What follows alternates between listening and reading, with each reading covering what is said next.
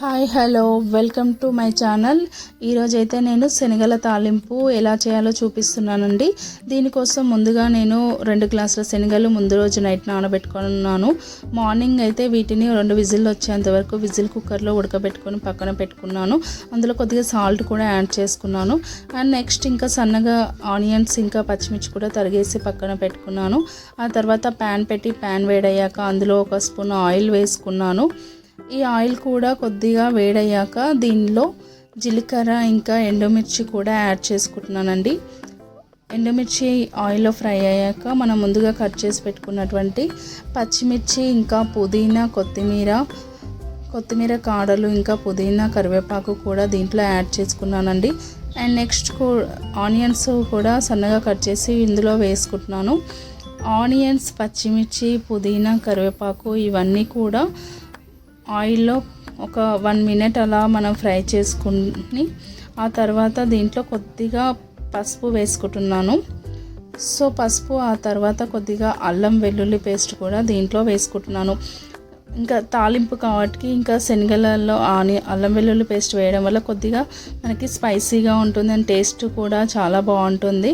ఆ తర్వాత నేను ఇంకా మనకి కావాలంటే ఇందులో కారం, ఉప్పు కూడా వేసుకోవచ్చు.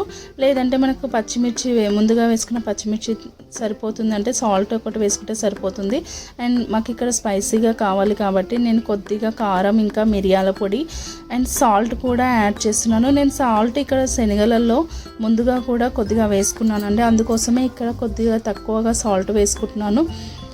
అండ్ ఆ తర్వాత ఇవన్నీ కూడా ఒక 2 to 3 మినిట్స్ అలా ఫ్రై అయ్యాక ముందుగా మనం పక్కన పెట్టుకున్నటువంటి శనగలు ఏవైతే ఉన్నాయో ఆ శనగలు ఇందులో వేసుకొని యాడ్ చేసుకొని కలుపుకొని పక్కన పెట్టుకోవడమేనండి. నాకు ఇక్కడ కరివేపాకు కొద్దిగా ఎక్కువ కావాలనేసి నేను ఇంకా కొద్దిగా కరివేపాకు కూడా యాడ్ చేస్తున్నాను. సో ఈ కరివేపాకు ఇలా కొద్దిగా ఫ్రై అయ్యాక మనం ముందుగా పక్కన పెట్టుకున్నటువంటి శనగలు ఏవైతే ఉన్నాయో అవి కూడా ఇందులో వేసుకుంటున్నాను.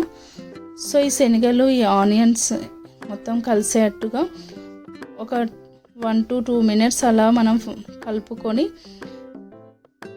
ఆ తర్వాత మూత పెట్టి పక్కన పెట్టుకొని అందులో కొద్దిగా కొత్తిమీర వేసుకోవచ్చండి. ఇలా అన్ని ఆనియన్స్లో కలిసేంత వరకు ఇలా కలుపుకొని ఫ్రై చేసుకోవాలండి. ఇవి ఎక్కువగా ఫ్రై చేయాల్సిన అవసరం కూడా లేదు, మనం పోపు ఆల్రెడీ ఫ్రై చేసాం కాబట్టి ఈ శనగలు వేసుకొని ఇలా కలుపుకొని సర్వ్ చేసుకోవడం అంతే అండి. సో మీకు నచ్చితే ఈ recipe like, share and subscribe to my channel. ఈ విధంగా మనం తాలింపు వేసుకున్న శనగలు మనకి పెద్దవాళ్ళకి కానీ పిల్లలకి కానీ లంచ్ బాక్స్లో స్నాక్స్లో పెట్టడానికి చాలా బాగుంటుంది. లేదంటే ఈవినింగ్లో మనమైన స్నాక్స్లో తినడానికి చాలా బాగుంటుందండి. ఈ విధంగా మీరు ఒకసారి ట్రై చేసి చూడండి. Please comment and subscribe to my channel. ఇలా కొత్తిమీర వేసుకొని ఫైనల్గా గార్నిష్ చేసుకొని మనం సర్వ్ చేసుకుంటే బాగుంటుంది.